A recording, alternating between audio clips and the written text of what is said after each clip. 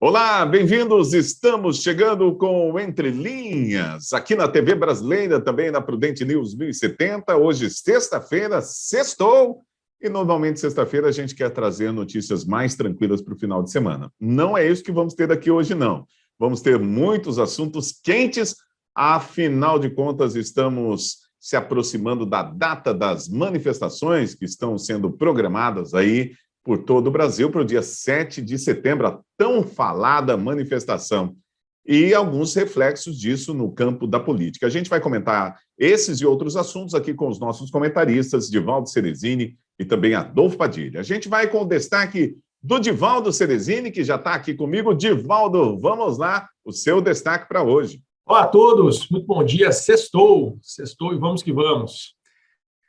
Pessoal, agora a turma dos contorcionistas vai ter que rebolar um pouquinho mais, né? Porque depois de muito tempo investigando as rachadinhas no gabinete do Flávio Bolsonaro, agora, finalmente, algum ex-funcionário resolveu abrir a boca.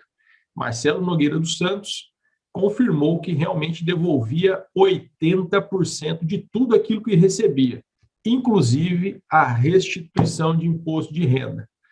Será que vem daí, Eudes, as receitas tão volumosas daquela loja de venda de chocolate? Será? Muito bem. Vamos lá, eu espero que a polícia resolva essa situação e a justiça faça justiça mesmo nesse caso. Bom, Adolfo Padilha, vamos lá para o seu destaque para o dia de hoje, para essa sexta-feira com você. E chegou sexta-feira, Eudes Figueiredo, Divaldo Ceresini, amigos da TV Brasileira e da Prudente News. O destaque hoje é rápido. Ali no Parque da Cidade da Criança morreu o Logan, né? Um gato murisco, bonito. E só informar que ele morreu de idade, né? Ele já estava aí para completar 15 anos.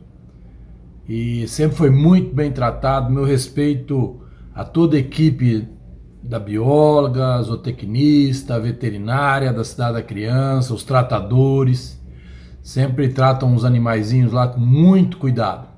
Pena que algumas pessoas acham que o animal é imortal, não vai morrer nunca, né? E falam umas bobagens nas redes sociais. Antes de tudo, deveria conhecer o trabalho que essa equipe faz lá no parque, ver o tanto que eles se empenham, muitas vezes até por não ter a estrutura que eles mereciam, por dedicação e amor aos animais, para falar uma bobagem desse tamanho. O animal descansou, já estava para completar 15 anos, né? Que é mais ou menos a expectativa de vida deles em cativeiro. Foi muito bem tratado enquanto esteve lá. E agora ele descansou. E você que fala bobagem na internet, vai lá, fica um dia lá, para ver como é que essa equipe é comprometida em cuidar bem dos bichinhos. Falou, Eudes Figueiredo. Esse é meu destaque. Um rapidinho também.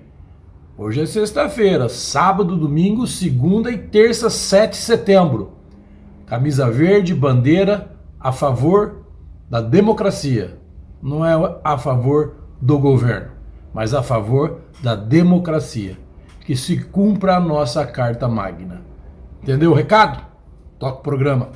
E olha só, a Federação Brasileira de Bancos, FEBRABAN, divulgou uma nota ontem dizendo que reafirma o apoio ao manifesto e que pede harmonia entre os poderes e que respeita a posição do Banco do Brasil e da Caixa Econômica Federal de se posicionarem contrariamente à assinatura do documento.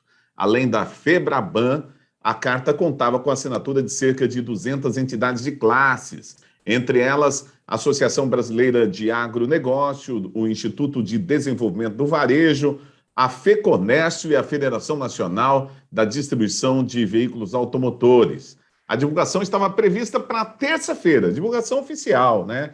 E faria críticas à crise institucional entre os poderes e o Executivo. É encabeçada pela Fiesp e pelo Paulo Scaff, que deu uma amarelada aí, não quis divulgar, mas na verdade a carta saiu, só não foi divulgada oficialmente, mas todo mundo sabe o teor da carta. Bom, vamos lá, comentando esse assunto, as entrelinhas dessa informação, a gente vai com Divaldo Ceresini. Divaldo. Estava aqui pensando, viu, Eudes e nossos espectadores, eu acredito que em vez de loja de chocolate, a família Bolsonaro deveria abrir a fábrica de pano, viu? Porque está acabando o estoque do Brasil de tanta passação de pano. Em relação especificamente a esse caso da Febraban, é óbvio que Banco do Brasil e Caixa Econômica Federal não assinariam um documento que questiona justamente esse clima de guerra que está instalado entre os poderes. É muito verdade que não é culpa exclusiva do executivo esse clima de guerra, que só faz bem para políticos sem vergonha em busca da reeleição, não faz bem para quem quer trabalhar e produzir. Quem quer trabalhar e produzir precisa de paz, precisa de clareza nos rumos, precisa de regras claras e segurança jurídica, algo que cada vez menos temos no Brasil. E esse é o motivo dessas entidades se reunirem. Não é um ato contra fulano ou contra ciclano, não é contra o judiciário, não é contra o executivo, é em favor de quem quer trabalhar e de quem quer produzir. E existe sim um clima que ele é cada vez mais elevado, aí cumpre a gente registrar sim pela figura do presidente da República, que em todos os momentos procura arrumar confusão com todo mundo. É confusão com o legislativo, é confusão com o judiciário, é confusão com os executivos estaduais, municipais, é o tempo inteiro alguém que deveria estar construindo soluções, arrumando mais problema e fazendo campanha eleitoral. Nós temos gravíssimos problemas no país, nós temos uma inflação galopante e muito bem lembrou Rodrigo Pacheco, os inimigos não somos nós, não é uma instituição ou outra instituição. O inimigo é o que está fazendo o preço do arroz, do feijão, do combustível, da energia elétrica estarem lá nas alturas. E chega de fake news e conversa mole, jogando essa responsabilidade deste aumento nos governadores, nos impostos estaduais. Porque não houve mudança em relação a isso nos impostos estaduais. Nós precisamos de medidas efetivas no campo econômico para que haja uma redução do preço do dólar e aí sim esses produtos se tornem mais baratos. E isso só se faz também com paz no campo político. Muito bem, Adolfo Padilha, quero saber a sua opinião sobre o manifesto. A Praça é dos Três Poderes. Parece que foi mal recebido aí pelo Palácio do Planalto, né? E trazia alguns recados na direção do presidente Jair Bolsonaro. Vamos lá, como é que você vê esse manifesto? Olha, conversinha de firula, né? A Febraban fazendo documento, que importância, que a praça é dos três poderes. Então, Febraban, larga de ser covarde. Claro que a Febraban hoje não é muito simpática ao governo federal, porque ela não tem as mesmas benécias ou tá vendo que muita coisa está acontecendo que vai fazer diminuir o lucro absurdo que tem, né? A Febraban, ela faz um manifesto de tiririca, na verdade é isso, mas não aponta. Quem é que está fazendo os três poderes perder a harmonia? Tinha que ter coragem, é um ato covarde isso, né? Quem que é? Quem é o responsável hoje que interfere mais num poder do que no outro? É o STF? É o Senado Federal? É o Executivo? Nós sabemos quem é, só a Febraban que não.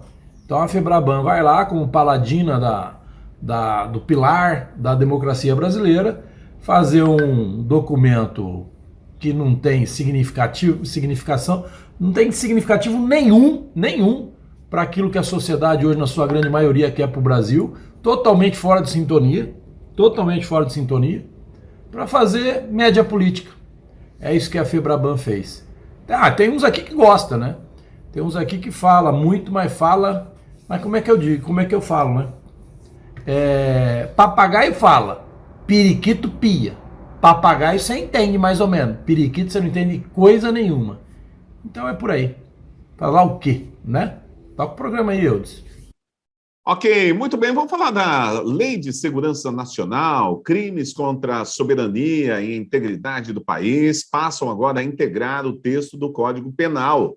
A mudança não é automática, não. Ela vai ocorrer entre 90 dias e vai acontecer com os processos de quem já responde por crimes enquadrados na antiga lei do regime militar. Olha, a polêmica, então, sobre a Lei de Segurança Nacional foi criada em 1983, durante o regime militar, utilizada pelo Supremo Tribunal Federal para determinar as prisões do deputado Daniel Silveira e também do senador Roberto Jefferson, foi revogada e não existe mais. Vamos saber aqui dos nossos comentaristas como é que fica isso aí, né? Vamos lá. Divaldo Ceresini, é com você. Olha, era fundamental nós termos uma atualização desta lei, que foi criada aí há quase 40 anos, né? Então, por óbvio que a sociedade daquela época, os perigos daquela época, eles mudaram de figura, especialmente por conta do surgimento de tecnologias. Esta lei também, por conta de não estar adequada à nossa atualidade, ela foi muito mal utilizada, né? Por parte do governo federal, para tentar calar aqueles que o criticavam, algo muito comum em regimes que o próprio governo federal tanto critica, e também pelo judiciário, pelo STF em especial.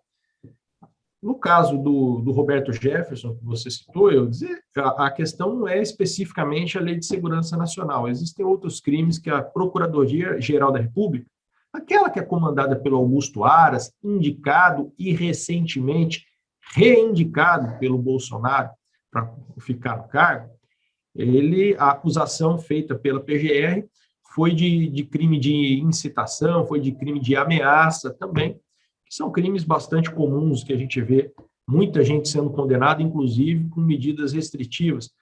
Acontece muito isso, é divulgado muito isso pela mídia, quando se trata de violência doméstica, né? Então, é uma situação que não é exclusiva, nestes casos aí, da Lei de Segurança Nacional.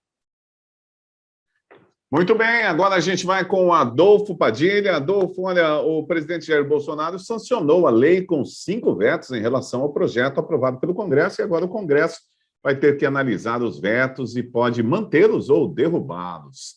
Vamos lá, como é que você vê aí a revogação, né, dessa Lei de Segurança Nacional? Essa regulamentação da Lei de Segurança Nacional é mais uma entre milhares e milhares que tem que ser feitas em várias leis que já caducaram, que já não são adequadas para os dias de hoje, né? Então, essa mania, essa moda que virou agora, ministro de STF mandar prender, determinar ser vítima, ser acusador, ser investigador, ser o delegado, ser o juiz do caso, isso aí tá sendo muito perigoso. As pessoas perdem a liberdade de expressão, porque quem que avalia o que foi dito até agora, até mesmo pelo Roberto Jefferson, pelo Daniel Oliveira, que estão presos, o que eles disseram assim que abala tanto a segurança da soberania nacional? O tom que eles disseram, também não concordo com o tom que eles disseram, mas e aí? Para isso existe o Código Penal, a gente sempre falou aqui, para isso que existe o Código Penal. Difamação, calúnia, injúria, né? Mas não, eles estão presos, isso é muito sério. Quando você vê um juiz determinando tirar o direito de monetização de pessoas que defendem um ponto de vista na rede social, isso é muito sério. Isso não é brincadeira, não. Isso não é água com gás, que nem disseram aqui, muito tempo, que tomava para tentar se defender do Covid. É a mesma coisa. Isso é uma coisa muito séria. A liberdade, ela não tem 1% ou 100%. Nós temos a liberdade de expressão. Eu posso falar aqui o que eu quiser. Se eu ofender alguém, eu vou ser julgado pelo Código Penal, vou ser enquadrado em alguma penalização que tem lá.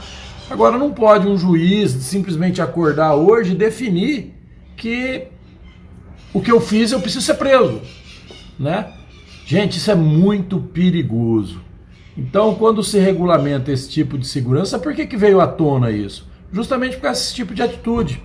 Porque você tem hoje, 1 ou 2 ministros do STF, que eles estão se achando supra-sumo. Eles estão se achando invioláveis, eles estão se achando intocáveis. Então isso não é democracia, isso não é um Estado democrático de direito. Porque no Estado democrático de direito, todos têm os direitos iguais.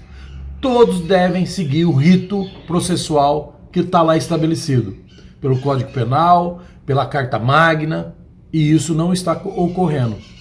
Isso não é feito hoje por esses dois membros do STF, pelas atitudes que eles estão tomando. Essa é a verdade. É isso que tem que ser dito. Independente se apoia o governo ou não. Independente que você é a favor do governo ou não.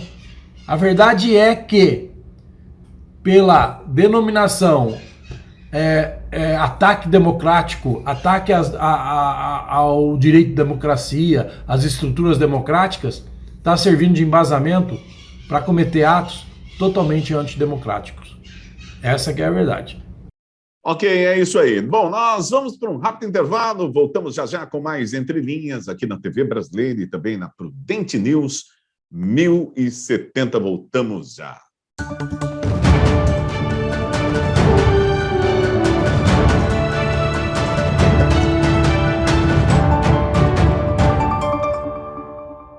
Ok, já estamos de volta aqui na Prudente News 1070 e também na TV Brasileira. Você que nos acompanha em todo o Brasil, muito obrigado pela audiência. E as pessoas também que nos acompanham pelas redes sociais, muito obrigado. São muitas manifestações a favor do programa, contra uma opinião ou outra, mas é isso que importa, né? A gente manter uma discussão e, se possível, essa discussão seja sempre em alto nível. Por falar em discussão, nós vamos para outras duas notícias.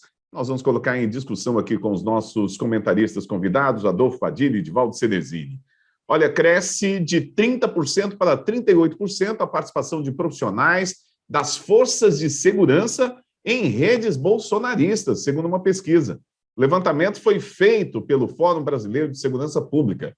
Foram analisados 651 usuários de Facebook e Instagram.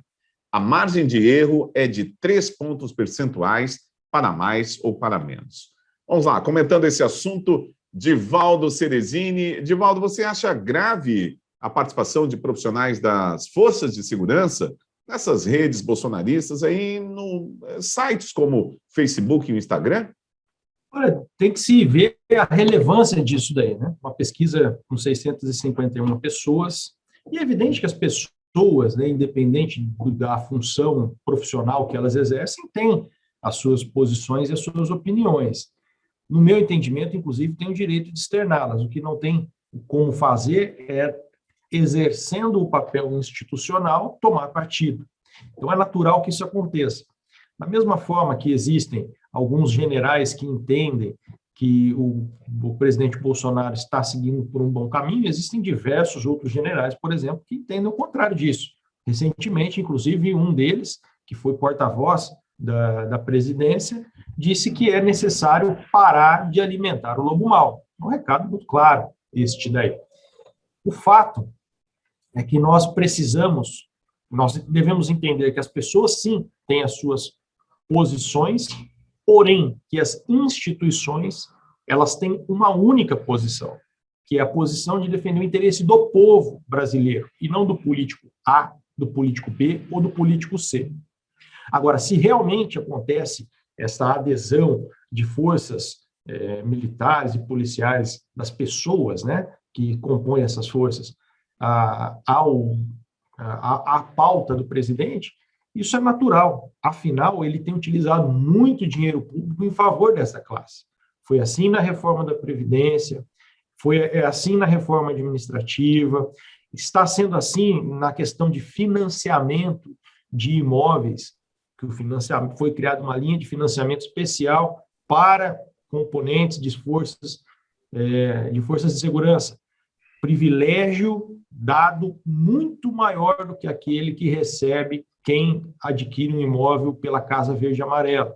Então, a campanha para que isso aconteça está sendo feita. É natural que ela tenha algum resultado. Muito bem, vamos lá. Adolfo Padilha, agora, a sua opinião. Como é que você vê a crescente participação de profissionais das forças de segurança aí nas redes bolsonaristas? Interações, né, que são feitas com posts radicais e não tão radicais também. crescente desde 2020, né, que foi feita a primeira análise, agora 2021 a segunda análise, cresceu de 30% para 38%. Adolfo Padilha, com você.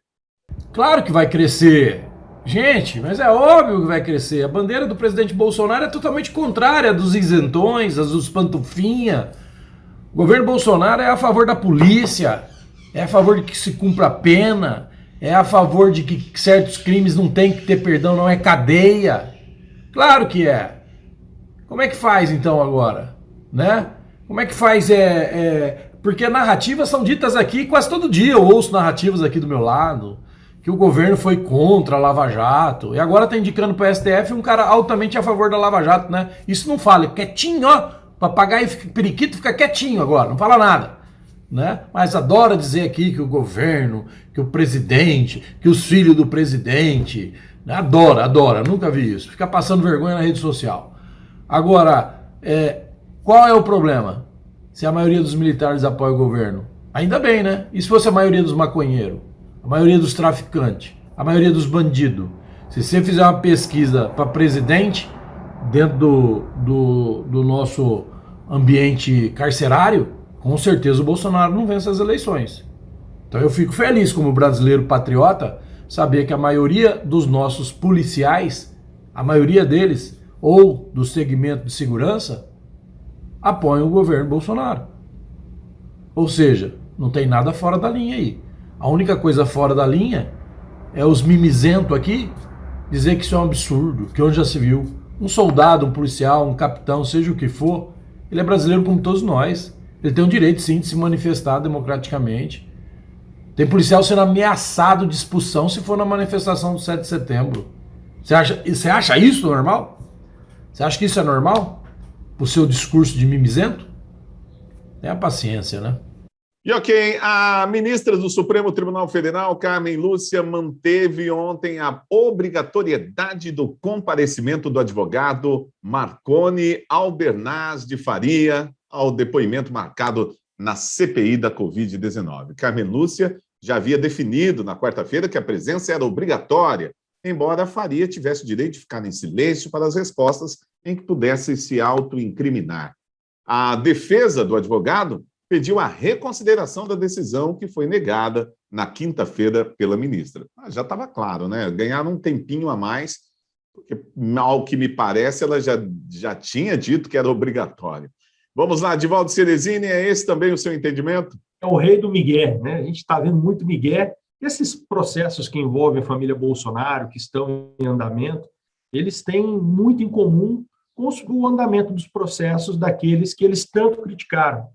Renan Calheiros, por exemplo, o foro privilegiado, tão criticado pelo presidente, pelos seus filhos na campanha eleitoral, agora o Flávio Bolsonaro se agarra como a última tábua de salvação que ele tem. O engraçado disso é que isso faz com que ele seja julgado pelo STF, que é uma instituição que ele critica.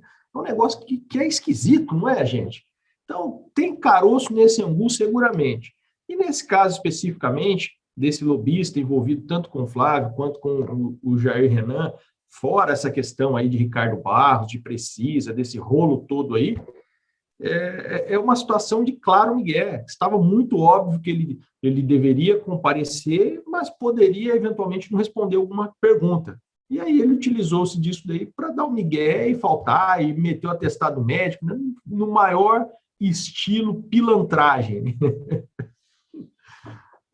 Muito bem. Olha, eu vou passar a palavra para o Adolfo Padilha. Adolfo, você sempre diz aí que essa CPI é um circo. Eu não posso dizer que ela é um circo, mas que tem espetáculo, isso tem. Vamos lá, então. Adolfo Padilha, a sua opinião. A gente é obrigado, não tem jeito. Temos que colocar na pauta a CPI do Covid, que só tem credibilidade para os isentões e para os pantufinhas de plantão, porque isso já caiu totalmente em veja bem, eles querem falar com o cara que intermediou uma venda que não aconteceu, uma corrupção que não houve, uma corrupção que só saiu da cabeça deles. Mas eles querem perder tempo com isso. E tem gente aqui que aplaude o Renan Calheiros, que aplaude o Aziz, que aplaude a conduta da CPI, que acha que essa CPI ainda vai produzir algo de bom. O que será que essa CPI vai produzir de bom para esse pessoal? O que será? Tentaram o superfaturamento da vacina, caiu por terra. Agora tentam um tratamento preventivo, também caiu por terra. Porque é só ler, é só pesquisar.